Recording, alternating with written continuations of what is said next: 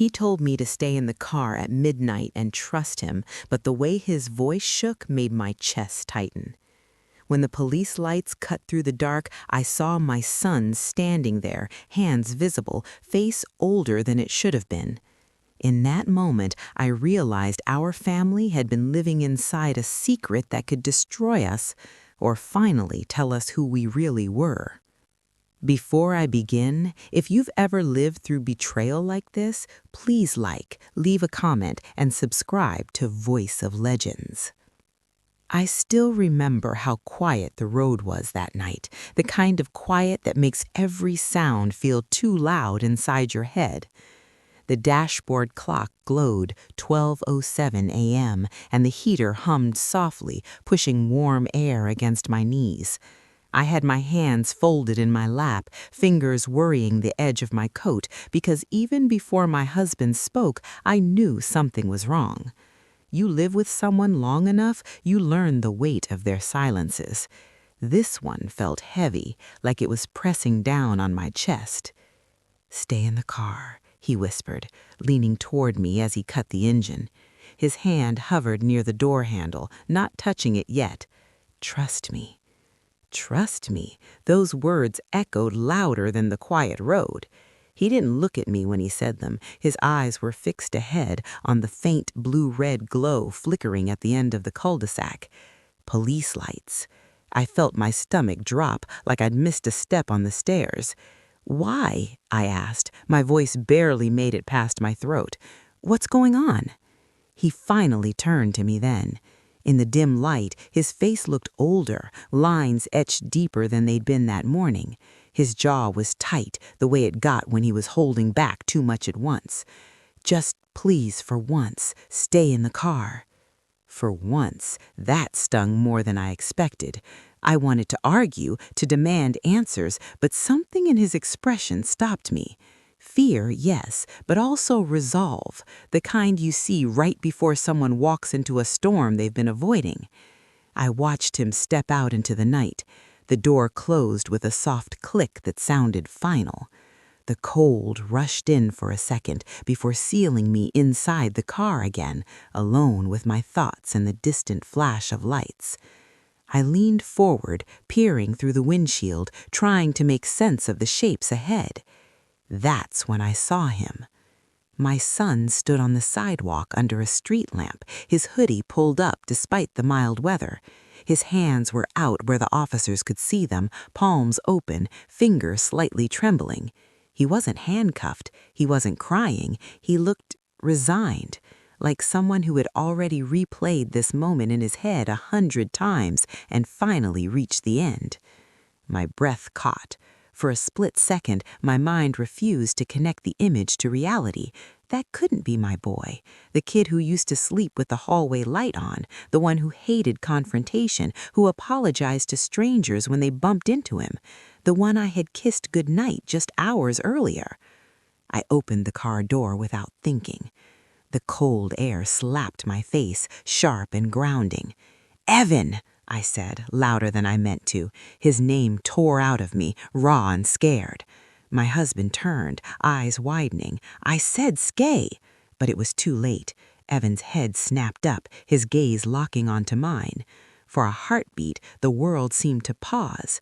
The officers glanced at each other, then back at him.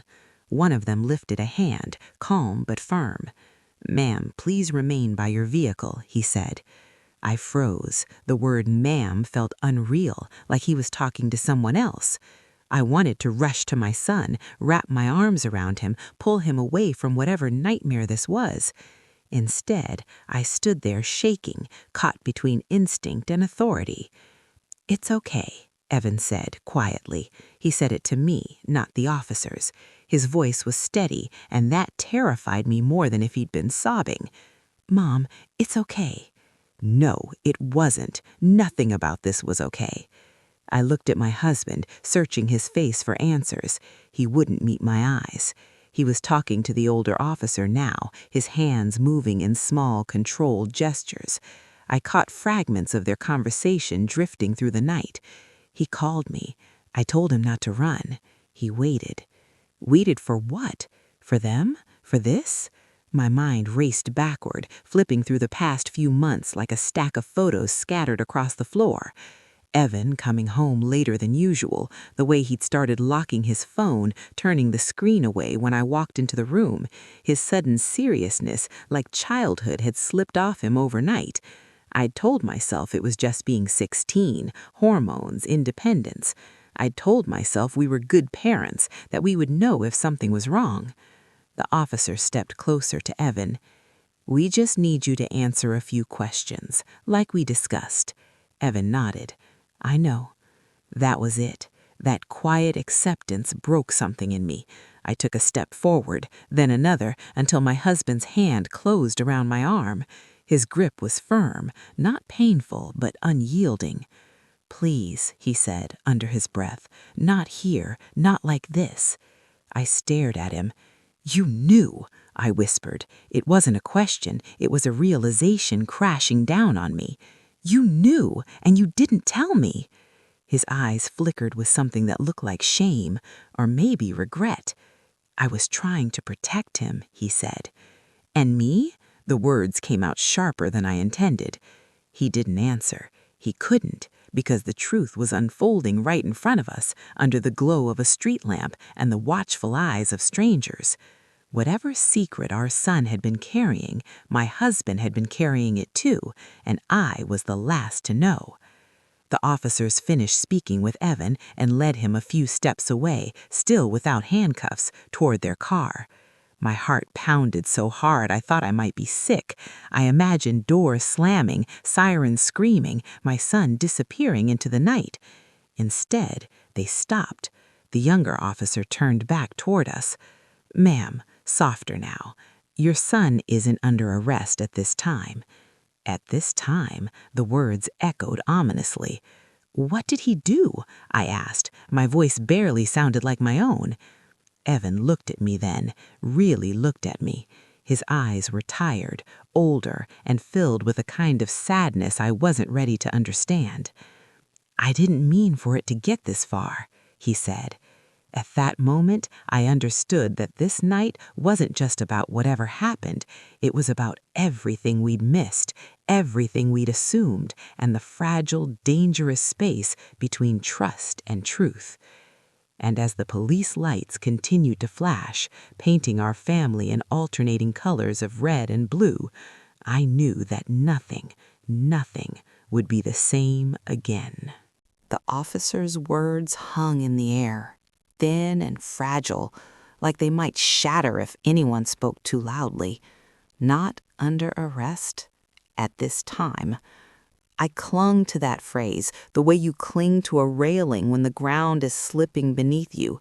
My legs felt weak, and if my husband hadn't still been holding my arm, I think I would have sunk right there onto the cold pavement. They let Evan sit on the curb while they spoke to us separately. One officer took my husband a few steps away, lowering his voice, while the other stayed closer to me, maintaining a polite distance that still felt like a wall.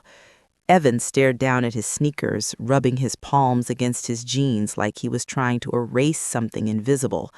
I wanted to go to him.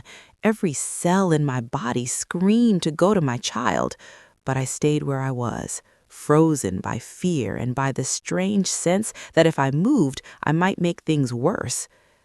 "Ma'am," the officer near me said gently, "we're trying to sort out a situation that began earlier tonight. Your son contacted his father voluntarily." I turned my head sharply. "Voluntarily?" I repeated. "Why would he call his father and not me?"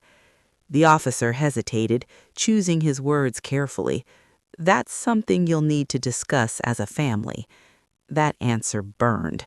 It wasn't his place to explain, I knew that, but it still felt like another door closing in my face.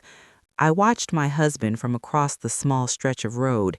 He nodded occasionally as the other officer spoke, his shoulders slumped, the confident posture I knew so well completely gone. This was not the man who fixed everything with a plan and a steady hand. This was a man standing in the wreckage of his own decisions.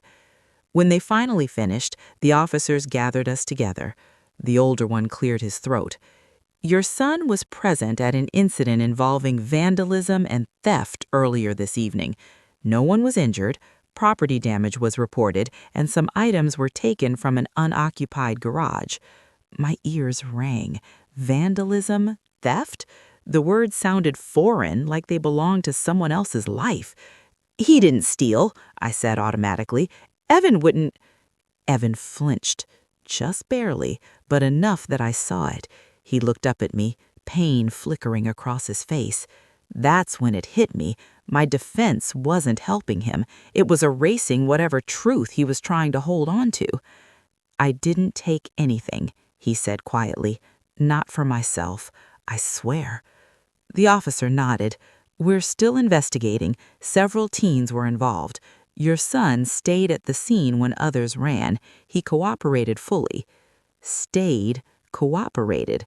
Those words painted a different picture than the one my mind had leapt to. "Then why are we here?" I asked. "Because the situation is complicated, and because there are consequences even when intentions aren't criminal." That sentence felt like it was meant for me as much for Evan. They explained that Evan would need to come to the station later in the week to give a formal statement, that there could be charges depending on what the investigation uncovered, that for now he was free to go home with us. Home. The word felt surreal. When the officers finally left, the street plunged back into darkness. The silence that followed was even heavier than before, like the world was holding its breath. Evan stood slowly, brushing dirt from his jeans. For a moment, none of us spoke. "Get in the car," my husband said softly. The drive home was the longest of my life. Evan sat in the back seat, staring out the window, his reflection faintly visible in the glass. My husband kept both hands on the steering wheel, knuckles white. I stared straight ahead, afraid that if I turned around, I might say something I couldn't take back. Halfway home, I broke. "Why didn't you tell me?" I asked my husband. My voice was calm, but it felt like it was tearing me apart from the inside. "Why did you handle this alone?" He exhaled slowly. "Because when Evan came to me, he begged you not to tell you." I closed my eyes. That hurt more than I expected. "You chose him over me," I said. "No," he replied quickly. "I chose what I thought would keep this family together." I laughed, a short, bitter sound. "By lying to me?" He didn't answer. The truth was there, unspoken but loud. When we got home, Evan went straight to his room without a word. I watched him disappear down the hallway, the door closing softly behind him. That sound echoed in my chest. My husband and I stood in the kitchen, the overhead light too bright, too ordinary for what had just happened. "What exactly do you know?" I asked. He rubbed his face, suddenly looking exhausted. "Not everything," he admitted. "Enough to be scared." I crossed my arms, bracing myself. "Start talking." He told me how Evan had called him earlier that night, voice shaking, asking him to come get him, how he'd driven to the edge of town, to a neighborhood we rarely went to, how Evan had confessed that he'd been hanging around with a group of older teens, kids who didn't care much for consequences because they already believed they didn't have a future.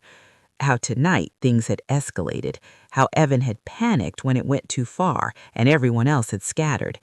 "He said he didn't know what to do," my husband said quietly. "He said he was scared, and I believed him." I sank into a chair. The kitchen felt suddenly unfamiliar, like I was sitting in someone else's house. "And you didn't think I deserved to know?" I asked. He trailed off, then shook his head. "I thought if I could just get in through this, if I could manage it quietly, it would be better for everyone." Better. There was that word again. I sat with that for a long time, listening to the hum of the refrigerator, the ticking of the clock. Finally, I stood up. "I need to talk to our son," I said. He hesitated. "He's fragile right now. So am I." I knocked on Evan's door before opening it.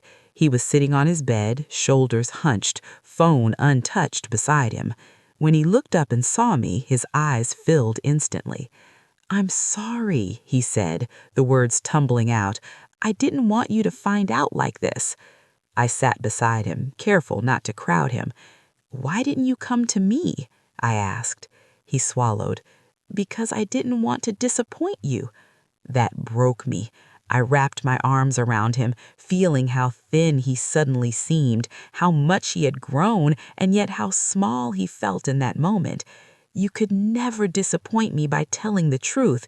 You hurt me by hiding it." He nodded against my shoulder, silent tears soaking into my sweater. In that embrace, I felt the full weight of what we were facing, not just the legal consequences, but the emotional ones. Trust had been broken, lines had been crossed, and yet love was still there, fragile but real. As I held my son, I realized something painful and clear. This wasn't just his coming-of-age crisis, it was ours. A reckoning with the uncomfortable truth that protecting someone you love doesn't always mean shielding them from consequences. Sometimes it means standing beside them while they face them. And I didn't know yet whether our family would come out stronger or more fractured on the other side. I only knew that the night was far from over and the hardest conversations were still waiting. That night, none of us slept. The house was quiet in the way it gets when everyone is awake but pretending not to be. I lay in bed staring at the ceiling fan as it cut slow circles through the darkness, each rotation dragging another thought across my mind. Every time I closed my eyes, I saw Evan standing under that street lamp, hands open, face calm in a way that felt wrong for a 16-year-old. I wondered how long he'd been practicing that calm, how long he'd been carrying fear alone.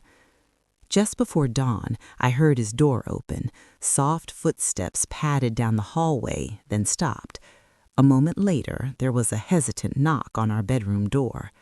My husband stirred beside me, but I was already sitting up. "Come in," I said. Evan stood in the doorway, eyes rimmed red, hair sticking up like he'd been running his hands through it all night. "I couldn't sleep," he said quietly. "Neither could we," my husband replied, sitting up. Evan stepped inside and leaned against the wall, like he wasn't sure he deserved a place to sit. That hurt more than anything else so far. "Can we talk?" he asked. "That's why you're here," I said gently. He took a deep breath. "There's more," he admitted. "Stuff Dad doesn't know. Stuff I didn't tell anyone." My husband and I exchanged a glance. My stomach tightened. "Okay," I said. "Tell us." Evan slid down the wall until he was sitting on the floor, knees pulled up to his chest. "It started months ago," he said. "After winter break, I was just angry all the time, at school, at myself. I didn't know where it came from." I listened, forcing myself not to interrupt, not to rush him. He talked about feeling invisible, about how his friends were moving on to parties and plans and futures while he felt stuck, unsure of who he was supposed to be. He talked about meeting the older kids at the skate park, how they listened to him in a way that felt validating, how they laughed at the same dark jokes he'd been too afraid to say out loud before. They made me feel like I mattered, like I wasn't just background noise.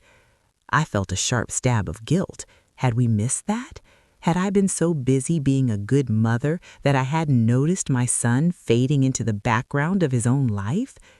"They started doing stupid stuff," Evan continued, tagging walls, breaking into places that were empty. "At first, I just watched. Then I helped. I told myself it wasn't hurting anyone." My husband clenched his jaw. I could see the anger there, but also fear. "And tonight?" he asked. Evan's shoulders slumped. "Tonight, one of them wanted to take things, tools, electronics. I said no, I swear. I told them it was crossing a line." He looked up at us, eyes pleading. "That's when it got bad. They laughed at me, called me weak, said I was scared of my mommy." My heart twisted. "They went ahead anyway," he said. "When the alarm went off, everyone ran. I froze. I didn't know what to do. I thought about you, about how you always say running just makes things worse. His voice cracked, so I stayed. Silence filled the room when he finished. Not an empty silence, but a heavy one, weighted with truth. I realized then that this wasn't a story of a bad kid making bad choices. It was a story of a scared kid trying to figure out where he belonged. "Why didn't you call me?" I asked softly. He wiped his nose with the back of his hand. "Because Dad always says you worry too much, and because I thought you'd look at me differently." I closed my eyes, absorbing that. When I opened them, I met my husband's gaze. There was no accusation in mine anymore, just exhaustion. "We all messed up," I said. Evan looked between us, uncertainty written all over his face. "Am I in trouble?" he asked. The question shattered me. I moved closer and knelt before him. "You're facing consequences," I said honestly, "but you're not alone, and you're not unloved." He nodded slowly, like he was filing that away somewhere important. Later that morning, after Evan finally fell asleep on the couch, my husband and I sat at the kitchen table with untouched cups of coffee. Sunlight streamed through the window, illuminating dust motes in the air. The normalcy of it all felt wrong. "He should have told you," he said finally. "Yes," I replied, "you should have." "I thought I was being a good father," he said. "I thought handling it quietly would protect him. And I thought being a good mother meant trusting that if something was wrong, I'd know." We were both wrong. We sat with that truth, letting it settle. "What happens now?" he asked. "We let the system do what it's going to do, and we show Evan that accountability isn't the same as abandonment." He nodded. "I'm scared," he admitted. "So am I. But pretending we aren't won't help him." That afternoon, Evan woke up subdued but calmer. We told him we'd be contacting a lawyer, not to get him out of trouble, but to make sure his rights were protected. We told him he would cooperate fully, tell the truth, and accept whatever came next. There were tears, there was anger, but there was also relief. Secrets have a way of poisoning everything they touch. Over the next few days, the house felt different, quieter, more honest. Evan spent less time locked in his room and more time sitting with us, even if we weren't talking. The investigation moved forward slowly. Names were mentioned, statements were taken. We learned that some of the other teens had prior records. That knowledge both terrified me and made me grateful that Evan had stopped where he did. But the strain between my husband and I lingered. We were polite, functional, but something fragile had cracked. One evening, after Evan went to bed, I finally said what I'd been holding back. "I don't get to decide what I can handle," I told him. He nodded. "I know." I said, "You broke my trust, and I don't know how long it will take to rebuild it." "I'll wait," he said quietly, "however long it takes." That answer didn't fix everything, but it mattered. A week later, we got the call. Evan would be charged, not with theft, but with trespassing and vandalism, probation, community service, mandatory counseling. It wasn't nothing, but it wasn't the worst outcome either. When I told Evan, he looked relieved and ashamed all at once. "I'll do whatever they ask," he said. "I know you will," I replied. That night, as I watched him fill out paperwork at the kitchen table, I realized that childhood doesn't end in one dramatic moment. It ends in pieces, in choices, in nights like this. And while I wished desperately that I could take this experience away from him, I also knew it would shape him. The real question was whether it would break us or teach us how to be better, to each other and to ourselves. Probation began quietly, without the drama I'd imagined. There were no courtroom scenes, no gavel striking wood, no public shaming. Just paperwork, meetings, and the slow, grinding weight of responsibilities settling onto Evan's shoulders. Every Tuesday after school, he met with his probation officer. Every Saturday morning, he reported to a community center where he scrubbed graffiti off brick walls and picked up trash from parks he used to pass without noticing. Watching him leave the house in that orange volunteer vest was harder than I expected. It felt like a public marker of our failure, even though I knew that wasn't fair. The counseling session started a week later. Court mandated, yes, but still necessary. The first day, Evan sat in the car for a long time before going in, fingers drumming nervously on his thigh. I waited with him, not saying much, just being there. When he finally opened the door, he paused. "What if they think I'm a bad person?" he asked. I looked at him, really looked at him. "Then they're wrong," I said. "You made bad choices. That's not the same thing." He nodded and went inside. I sat there alone, watching people come and go, thinking about how many families were carrying stories like ours, invisible to everyone else. At home, the tension between my husband and me lived in the quiet spaces. We talked logistics, rides, appointments, schedules, but avoided the deeper conversations, like we were circling a wound neither of us wanted to reopen too soon. Some nights, I lay awake replaying that moment in the car when he told me to stay put and trust him. The irony wasn't lost on me. Trust was exactly what had been broken. One evening, about a month in, Evan came home later than usual from community service. I was folding laundry in the living room when the front door opened.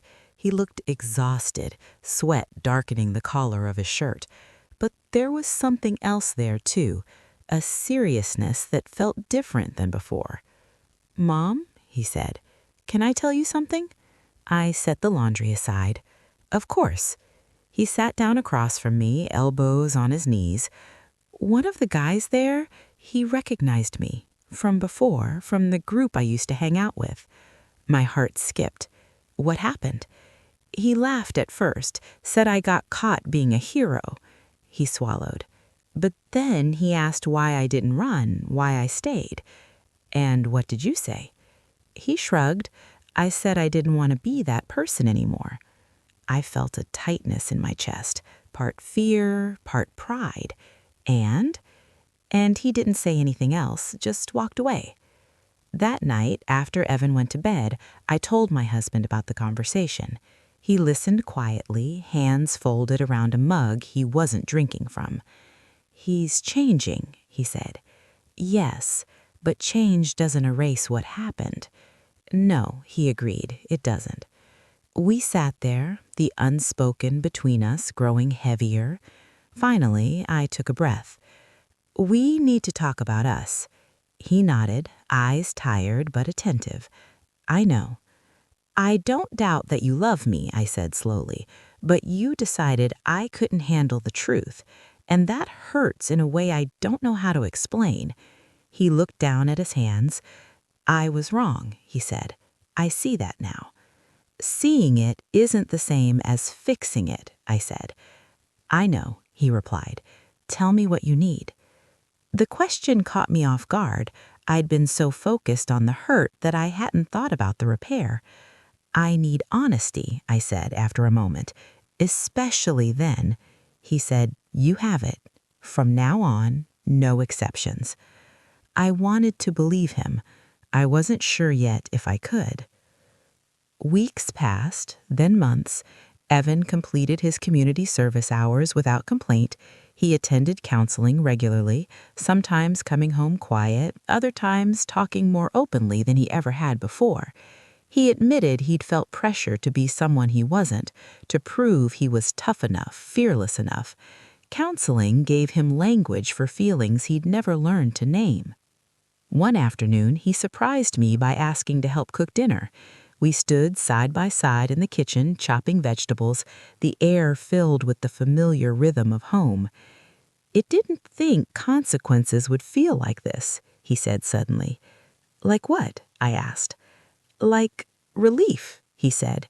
"It's hard, but I don't have to pretend anymore." I smiled softly. That's what truth does. Not everything was improving. Some nights Evan woke from nightmares. Sometimes he snapped at us, frustration boiling over without warning. Healing, I was learning, wasn't linear. It was messy and unpredictable. The real test came one evening when the probation officer called unexpectedly.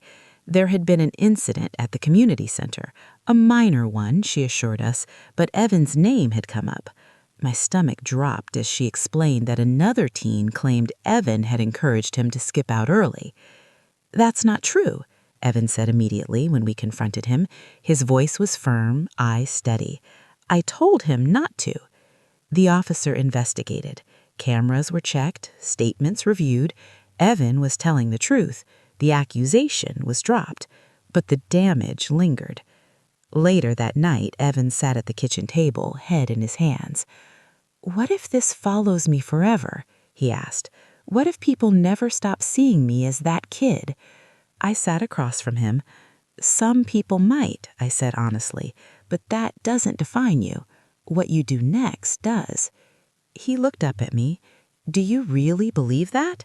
"Yes," I said, "because I've seen you face something hard instead of running, and that matters." After he went to bed, my husband pulled me into a quiet embrace. It felt tentative at first, like we were relearning the shape of each other. "Thank you," he whispered. "For what?" "For not giving up on us," he said. I rested my head against his chest.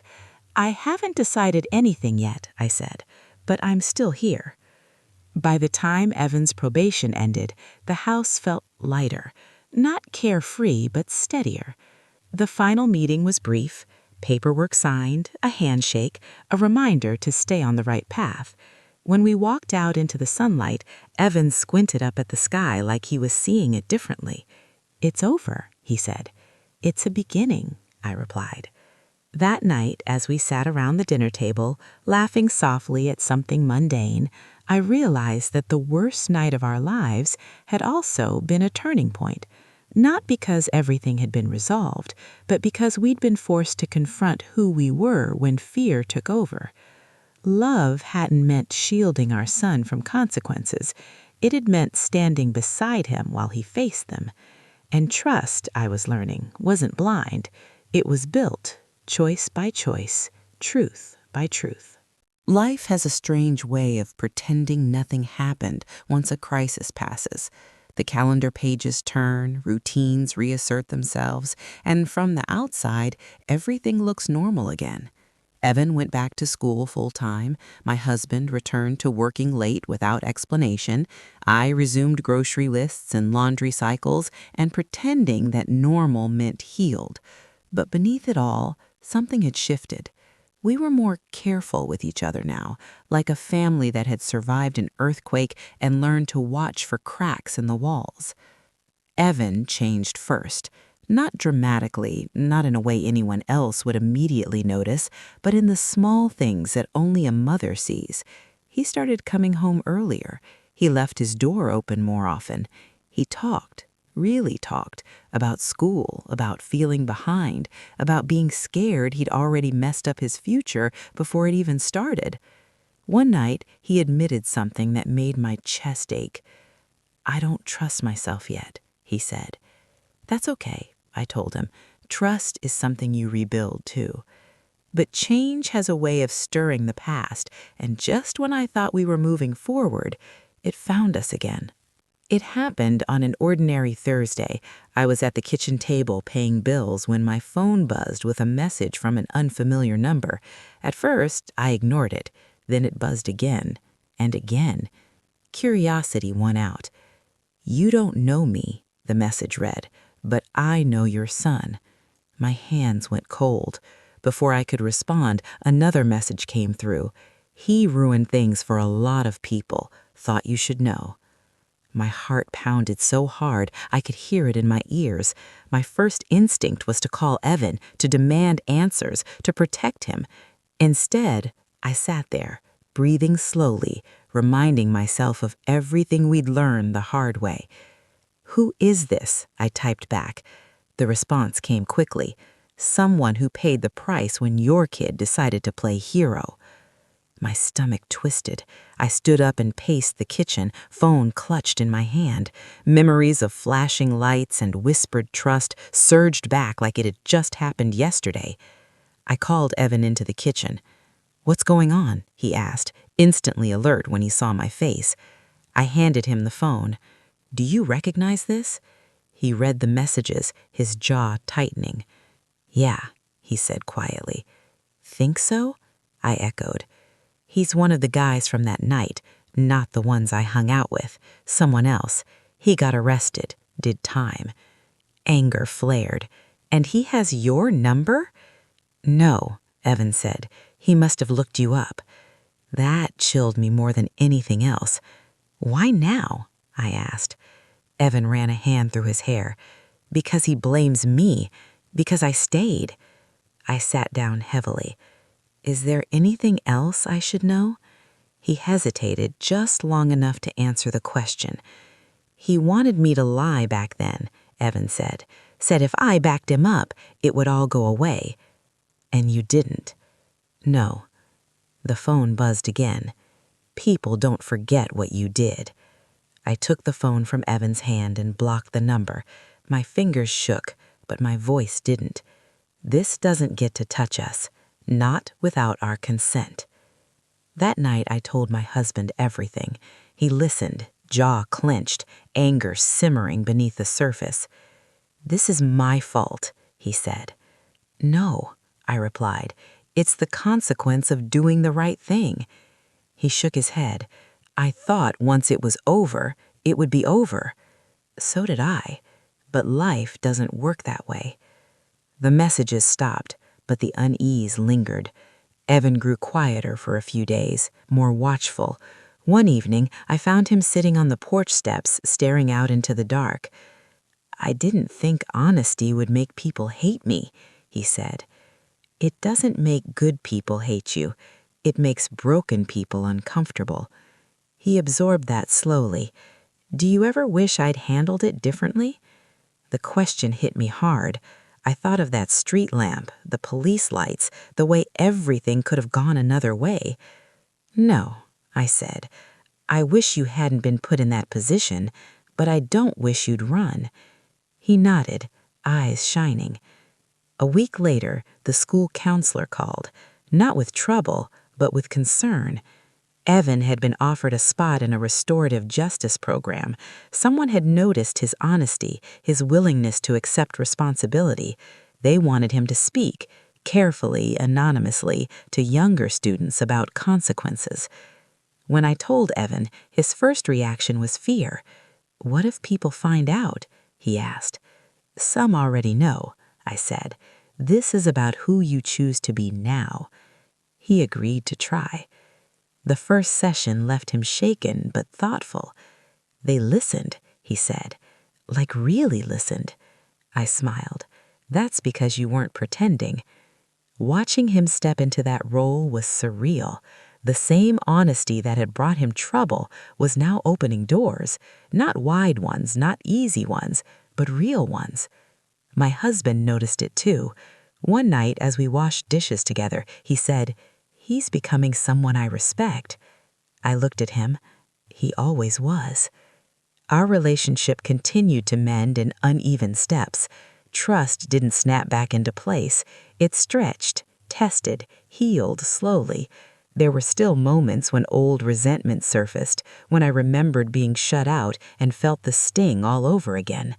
But now, when it did, I spoke up, and he listened. One evening, months after that night, we drove past the same cul-de-sac. I hadn't planned it. I just realized too late where we were. My husband slowed the car. "Do you want me to turn?" I shook my head. "No." We drove through quietly. No police lights, no tension, just houses and trees and ordinary life continuing as if nothing monumental had ever happened there. "I thought trust meant protecting you from pain," he said suddenly. "And I thought trust meant never being hurt." We both learned we were wrong. That night didn't just change Evan, it changed all of us. It taught us that doing the right thing doesn't guarantee safety or approval. It taught us that secrets rot from the inside out. And it taught me as a mother that loving your child fiercely sometimes means letting them be uncomfortable, afraid, and accountable, while staying close enough to catch them if they fall. The road ahead still wasn't perfect, but for the first time since that midnight whisper, I felt something steady beneath my feet. Hope, not because everything was fixed, but because we finally understood what fixing really meant. Hope is a fragile thing. I learned that in the months that followed, as life tested whether we had really absorbed the lessons we claimed to have learned. It didn't come crashing in all at once. It crept in through small moments, subtle shifts that asked quiet questions. Are you paying attention now? Are you listening better? Are you brave enough to tell the truth even when it costs you something? Evan's mentorship sessions became a regular part of his week. He never talked much about what he said to the younger kids, only that he told them what he wished someone had told him earlier, that belonging built on recklessness is borrowed and the interest always comes due. Watching him put on a clean shirt and straighten his shoulders before leaving the house filled me with a complicated mix of pride and sadness. Pride that he was growing, sadness that growth had come at such a cost. One afternoon, I got a call from his counselor asking if I could come in for a parent session. My first instinct was panic. Old habits die hard. I drove there with my hands clenched around the steering wheel, bracing myself for bad news. Instead, the counselor smiled warmly when I arrived. "Your son has been doing remarkable work," she said, "but I wanted to talk to you about something else." She asked me about our family, about how we handled conflict, about whether Evan felt heard at home. The questions were gentle but pointed, and I realized they weren't about him alone. They were about us. "He learned to carry a lot by himself," she said carefully. "Kids don't do that in a vacuum." The drive home was quiet. Not heavy, thoughtful. That night after dinner, I suggested we start having weekly family check-ins. No phones, no distractions, just space to talk. Evan looked skeptical. My husband looked wary, but they agreed. The first one was awkward. We sat around the table, unsure where to begin. Finally, Evan cleared his throat. "I hate when we pretend everything's fine," he said. My husband nodded slowly. "I do that," he admitted. "I avoid things."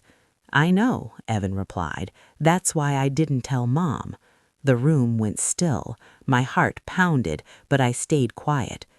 "I didn't want to add to the stress," Evan continued. "You both always seemed so tired." The truth of that stung. "I wish you'd trusted me enough to let me carry some of that with you," I said softly. "I'm trying now," he replied, and he was. Around that time, my husband faced his own reckoning. A restructuring at work meant longer hours, more pressure, less certainty. One evening, he came home unusually quiet, dropping his keys on the counter and standing there like he didn't know what to do next.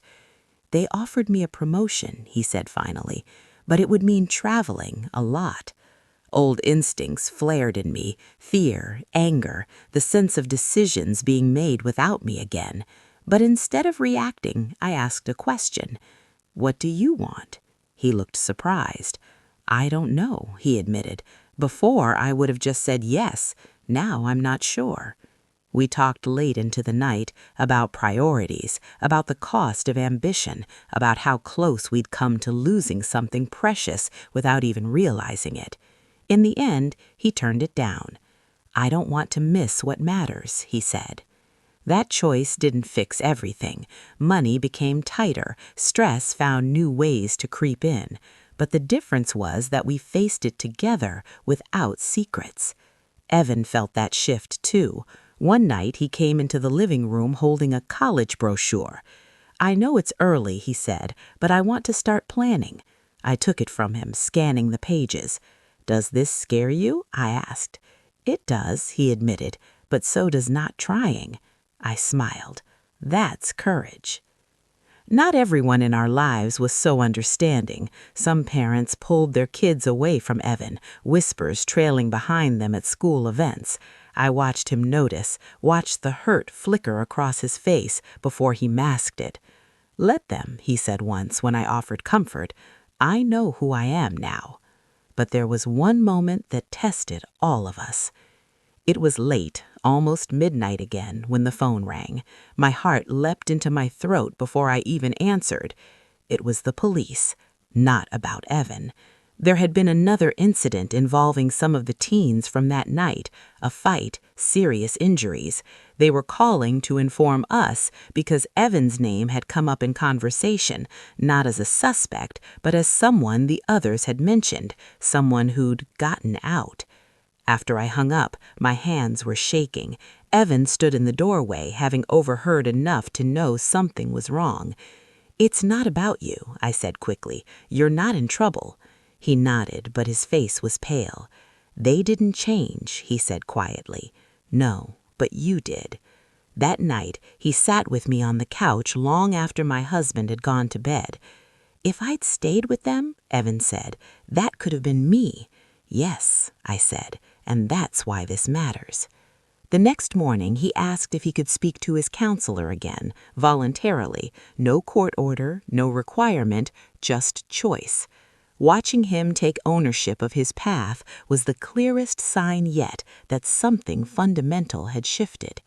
For me, the change was quieter, but just as profound. I stopped assuming I knew what my family needed without asking. I stopped equating love with control. I learned to sit with discomfort instead of rushing to smooth it over. One evening, months after that first family check-in, Evan said something that made my throat tighten. "I don't feel invisible anymore," he said. I reached for his hand across the table. "You never were," I told him, "but I'm sorry it felt that way." He squeezed my hand. "You see me now." Yes, I thought, I really do. The memory of that midnight confrontation never fully left me. Sometimes it still surfaced unexpectedly, in flashing lights on the highway, in hushed voices after dark. But it no longer carried only fear. It carried perspective. That night had stripped away our illusions about safety, about control, about what it means to protect the people you love. And in the space where those illusions fell apart, something truer had grown. We weren't perfect. We were still learning, still stumbling, but we were honest, and we were together. And that, I realized, was enough to keep going, even when the road ahead was uncertain. Time moved forward in a way that felt both merciful and cruel. Merciful because it softened the sharpest edges of that night. Cruel because it never let us forget. The memory stayed with us, reshaped by distance but never erased. It lived in the way I checked my phone a little too often after dark, in the way my husband paused before making decisions he used to make without thinking, in the way Evan sometimes stared off into space, like he was measuring the distance between who he had been and who he was trying to become. The mentorship program ended at the close of the school year. On Evan's last day, I watched him walk out of the building with his shoulders back, not because he was proud of what he'd done wrong, but because he'd faced it. In the car, he was quiet for a long time. "I don't think I'm done with this," he said finally. "With what?" I asked. "Talking to kids like that," he said. "Helping them before things go too far." I glanced at him, surprised. "That sounds like a calling." He shrugged, but I saw the flicker of something new in his eyes. Purpose. "Maybe," he said. "I just know I don't want my worst night to be the only thing that defines me." That summer, Evan got a job at the local hardware store. It wasn't glamorous, long hours, dusty shelves, customers who didn't always treat him kindly, but it gave him structure, responsibility, a paycheck he earned honestly. Every time he came home tired and sore, I felt a quiet gratitude. Not because I wanted him to struggle, but because he was learning the value of steady effort over quick validation. One afternoon, while he was at work, a woman knocked on our door. I didn't recognize her at first. She stood stiffly on the porch, hands clasped in front of her. "I'm sorry to bother you. I'm looking for Evan." My pulse quickened. "He's at work," I replied carefully. "May I ask who you are?" She hesitated. "I'm Jason's mother." The name hit me like a punch to the chest. Jason had been one of the teens involved that night, the one Evan had refused to cover for. "I don't know if I should be here," she continued, "but I wanted to thank him." I blinked. Thank him? Her eyes filled with tears. "My son didn't listen. He ran. Things spiraled. Prison, anger, everything." She swallowed hard. "But hearing that Evan stayed, that he told the truth, it planted something in Jason's mind. He doesn't admit it easily, but it mattered." I didn't know what to say. This was not the ending I'd imagined. "When Evan gets home," she said softly, "tell him he made a difference, even if it didn't feel like it at the time." After she left, I sat on the couch for a long time, absorbing the weight of that conversation. When Evan came home that evening, I told him everything. He listened in stunned silence. "I never thought," he began, then stopped. "Sometimes the impact comes later and quietly," I said. That encounter didn't erase the damage of the past, but it reframed it. Evan wasn't just someone who'd gotten lucky. He was someone whose choice to stay had rippled outward in ways we were only beginning to see. My husband struggled more quietly. Without the distraction of crisis, he had to face the guilt he'd been carrying. One night after Evan went to bed, he sat across from me at the kitchen table, eyes tired. "I still see his face," he said, "standing there with the police." "So do I," admitted. "I keep thinking, if I'd handled things differently earlier, maybe he wouldn't have ended up there at all." I reached across the table, taking his hand. "We can't parent backward," I said. "We can only show up now." He nodded, tears shining in his eyes. "I was so afraid of losing him," he whispered. "I didn't realize I was risking losing you." That was the first time he'd said it out loud, the full truth, and something inside me finally loosened. Forgiveness didn't arrive all at once. It never does. It came in moments, in shared laughter, in quiet understanding, in the way he now asked before assuming, in the way he listened without interrupting. Trust, I learned, isn't restored by grand gestures. It's rebuilt in the mundane. As summer faded into fall, Evan started his junior year with cautious optimism. He joined a school club focused on community outreach. He studied harder than he ever had before. Some nights he came home frustrated, convinced he was behind everyone else. I reminded him that growth doesn't follow a schedule. "You're not late," I said. "You're just on a different path." The anniversary of that night crept up on us without warning. I realized the date while flipping through the calendar, my breath catching in my throat. I didn't mention it first. I didn't know if anyone else had noticed. But that evening, my husband brought it up quietly. "Do you know what day it is?" he asked. I nodded. Evan looked between us, confusion dawning. Then recognition. His face went pale. "Oh," he said, "that." We sat together in the living room, the air thick with unspoken memories. Finally, Evan broke the silence. "I don't want to forget it, but I don't want it to haunt me either." "So what do you want?" I asked. He thought for a moment. "I want to remember it as the night I chose something different." We lit a candle, just one, not as a ritual of guilt, but as an acknowledgement, a marker of where we'd been and how far we'd come. We didn't say much. We didn't need to. Later that night, as I lay in bed, I thought about how close we'd come to losing everything. not just our son, but our sense of who we were as a family. Fear had driven us into silence. Love had pulled us back toward honesty. The world outside our home was still unpredictable.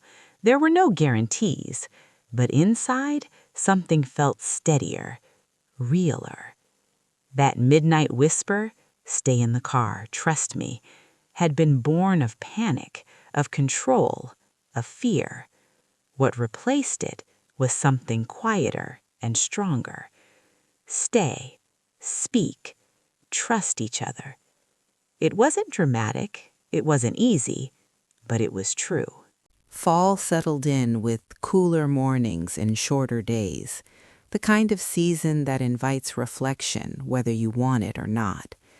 Leaves piled up along the sidewalks, and the air carried that familiar mix of damp earth and possibility. Evan seemed to breathe easier in the fall. The structure of school suited him, the predictability, the sense that each day had a beginning and an end.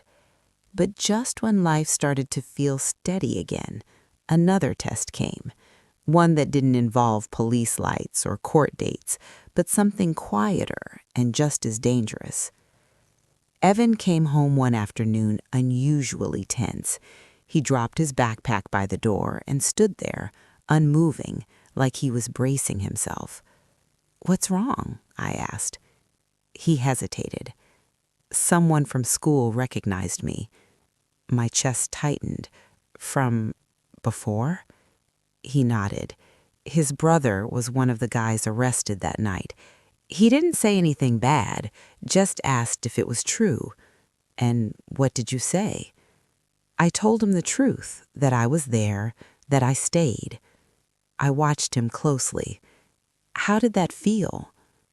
"Terrifying," he admitted, "but also lighter." Later that evening, the phone rang. It was the school administration. My pulse jumped again, but the voice on the other end was calm.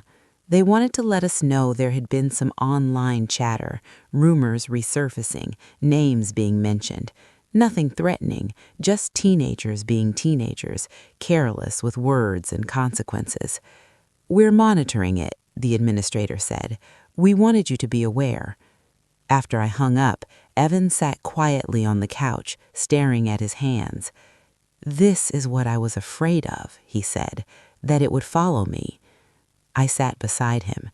"It might," I said honestly, "but you don't have to let it decide who you are." That night, he struggled to sleep. I could hear him moving around in his room, restless. Around midnight, he came into the living room, blanket draped over his shoulders.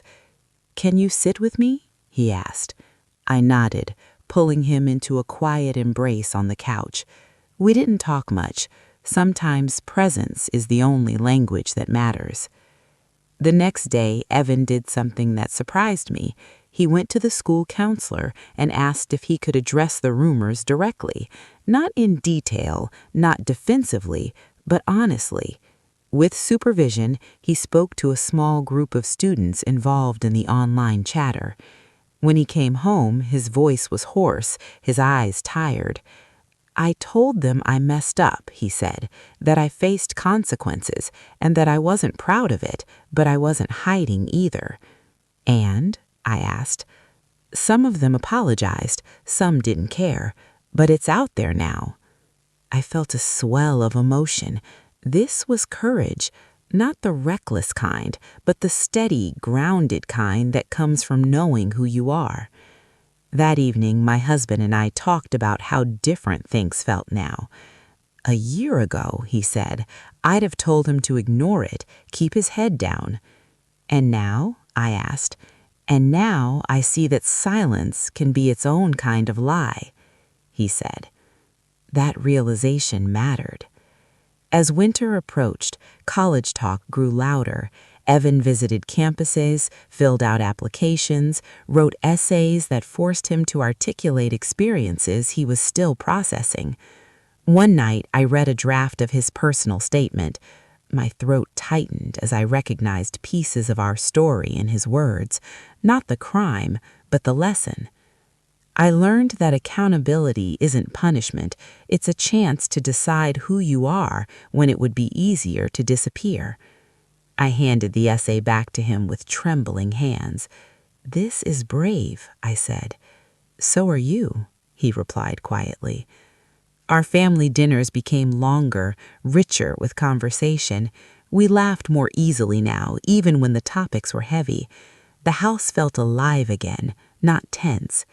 Healing, I was learning, didn't mean forgetting. It meant integrating the past into something livable. But the final test of that year came unexpectedly. It was another late night when the phone rang. This time it was Evan's probation officer, long after his probation had ended. My heart lurched. She sounded serious. "I wanted to inform you personally," she said, "that there's been an appeal related to one of the cases from last year. Evan's name came up again as a witness." I closed my eyes, bracing myself. "What does that mean?" She said, "It means he may be asked to give a statement, voluntarily." When I told Evan, his first reaction was silence. Then he nodded. "Okay," he said. "You don't have to," I reminded him. "I know," he replied, "but I should." The day of the statement, we drove together in silence. The building felt colder than I remembered, smaller. As Evan disappeared into the room with the officials, I sat alone in the waiting area, my thoughts looping back to that first midnight drive. An hour later, he emerged, pale but steady. "It's done," he said. "How do you feel?" I asked. "Tired," he admitted, "but right." That night, as we sat at the dinner table, I realized how much he'd grown. Not just older, but deeper, more aware. The world hadn't gone easy on him, but it hadn't hardened him either. Later, after everyone had gone to bed, I stood by the window looking out at the quiet street. No flashing lights, no sirens, just stillness. That night a year ago had torn us open. This one felt like a closing of a chapter. Not a neat ending, life rarely offers those, but a turning of the page. We had learned that trust isn't about staying in the car or stepping out of it. It's about choosing honesty even when your voice shakes. It's about facing the truth together, no matter how uncomfortable it is. And as winter settled in, I felt something I hadn't felt in a long time. Peace. Not because everything was perfect, but because we were no longer hiding from ourselves. Winter arrived quietly, blanketing everything in a softness that felt almost merciful. Snow fell in gentle sheets, muffling sound and slowing time. Our street looked transformed, familiar shapes softened by white edges.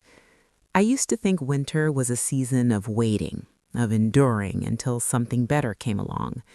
That year, it felt like a season of reckoning and acceptance. Evan received his first college acceptance letter in January.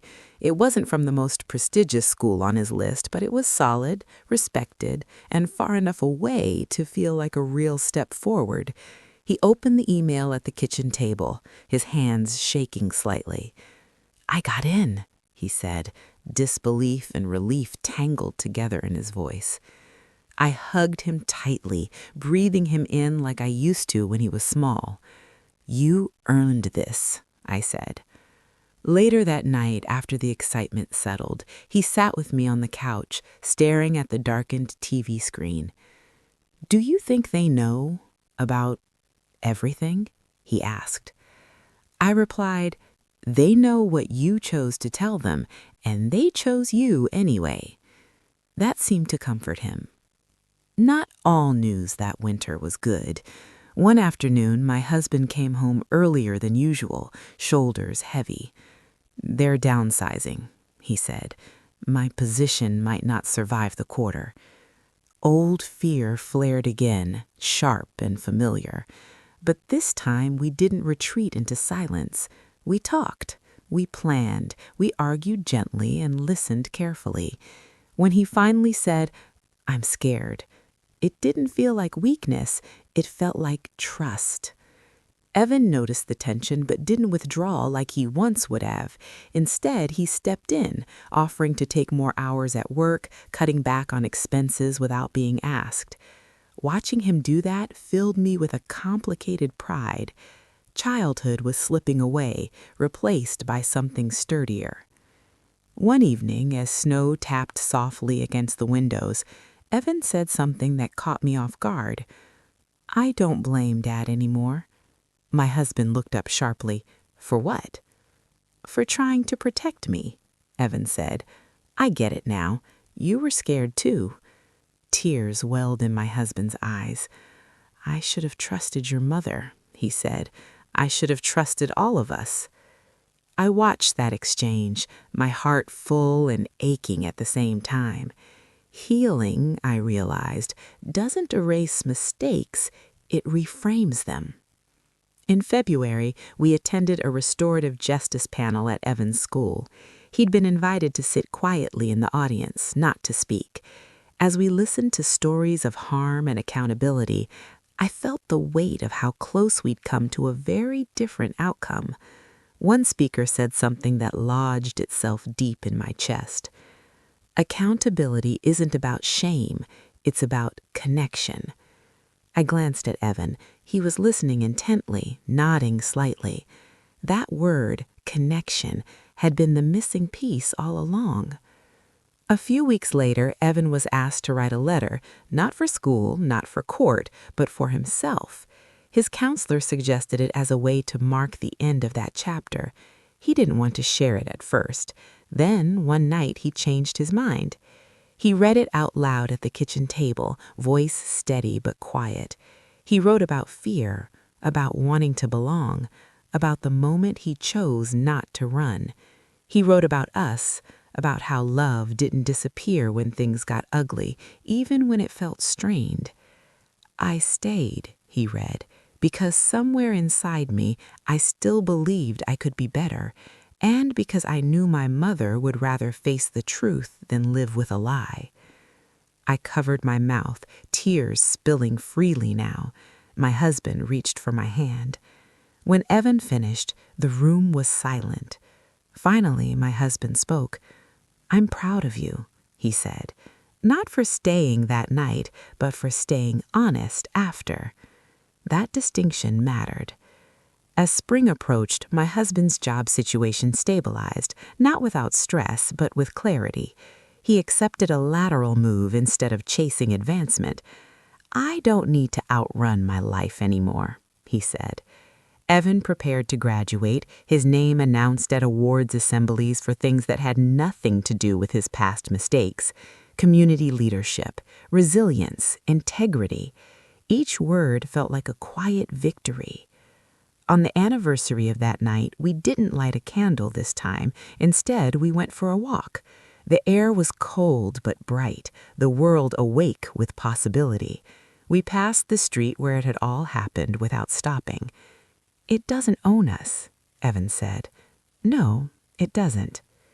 That evening, as we sat together at home, I realized how much my understanding of motherhood had changed.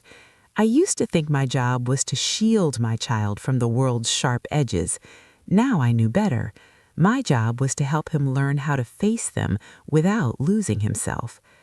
I thought back to that whispered command, "Stay in the car, trust me." It had come from love twisted by fear.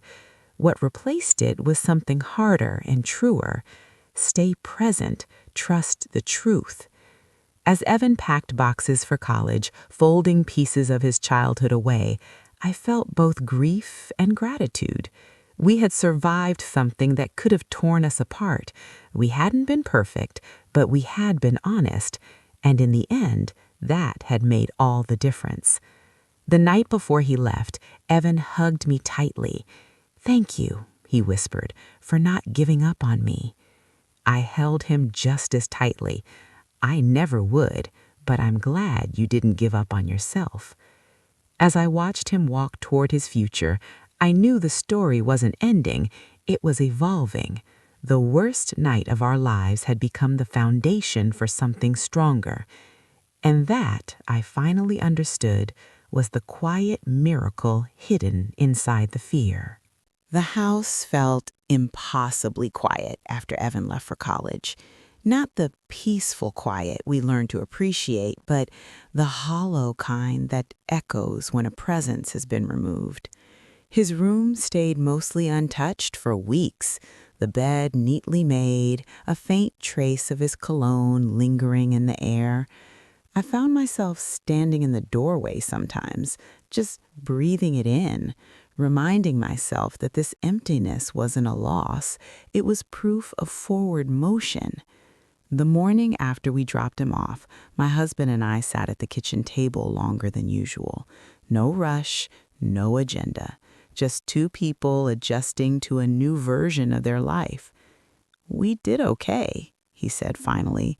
I nodded. "We did more than okay." But the truth was, the story didn't end with Evan driving away. It ended somewhere quieter, somewhere inside me. A few weeks into the semester, Evan called late one night. The time on my phone made my heart jump before I even answered. Old reflexes die hard. "Mom?" he said. His voice sounded tired but calm. "I'm here," I replied instantly. "I just wanted to tell you I messed up today." I sat down slowly. "Tell me." "I missed a deadline," he said. Nothing huge, but I felt that old panic, that voice telling me to hide it, pretend it didn't happen. "And what did you do?" I asked. "I emailed the professor," he said, told the truth, asked what I could do to make it right. I smiled into the darkness. "I'm proud of you." He exhaled. "I thought you'd be disappointed." "No," I said firmly. "I'd only be disappointed if you stopped being honest." That call stayed with me long after we hung up. It was proof that the lesson hadn't just been learned, it had been integrated. Evan wasn't perfect. He didn't need to be. He was accountable, and that mattered more than any grade or accolade. As weeks turned into months, our relationship shifted again. He didn't need me in the same ways, but he still needed me. Advice calls, late-night conversations, occasional moments of doubt. Each time he reached out, it felt like a quiet victory, not because he depended on me, but because he trusted me. My husband changed too. Without realizing it at first, I noticed he asked more questions, not the interrogating kind, the curious kind. He listened more than he spoke. He shared his fears instead of burying them. One evening, as we walked through the neighborhood, he said something that stopped me in my tracks. "I used to think being strong meant handling things alone. Now I think it means letting the people you love see you struggle." I squeezed his hand. "That's the kind of strength our son learned from you." He looked surprised, then quietly grateful. One night, months later, we drove past that same cul-de-sac again. It wasn't planned. Life rarely is. The street looked ordinary, almost forgettable. "I don't feel sick anymore," I said, surprised by my own words. "I don't either," he replied. The memory was still there, but it no longer owned us. It had become a chapter, not the whole book. Around that time, Evan came home for a short break. He walked through the front door taller somehow, not physically, but in presence. He hugged us both, long and tight. "I like who I'm becoming," he said later that night, sitting at the kitchen table where so many hard conversations had happened. That sentence alone made everything worth it. We talked late into the night about classes, about friendships, about the mistakes he still worried he might make. At one point, he grew quiet. "Do you ever think about that night?"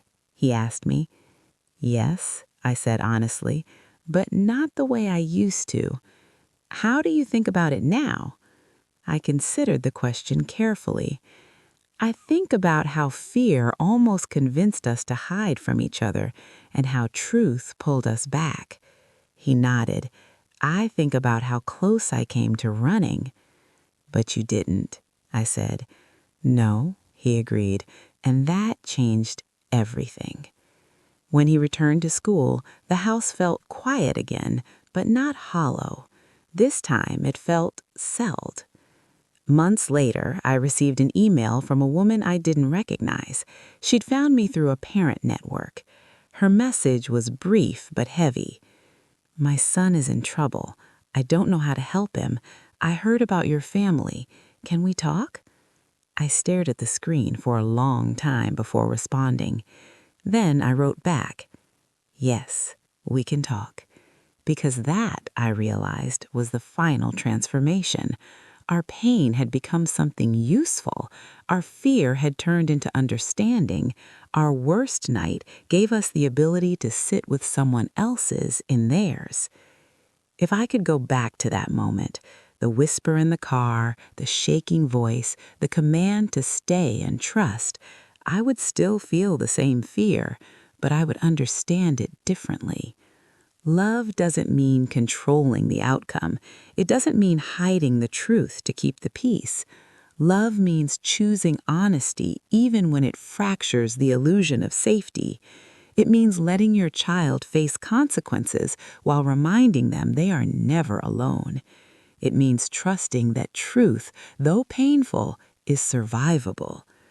Our family wasn't special. We didn't handle everything perfectly, but we chose to stay, to speak, to face what was in front of us together. And in the end, that choice mattered more than the mistake that started it all. If you're listening to this and you're in your own midnight moment, sitting in fear, holding a secret, wondering whether truth will destroy what you love, let me tell you this. Silence feels safer in the moment, but it costs more in the long run. Truth is heavier, harder, slower, but it's also what lets love breathe. And sometimes the night you think will break you becomes the night that finally teaches you how to live honestly with your family, with your children, and with yourself.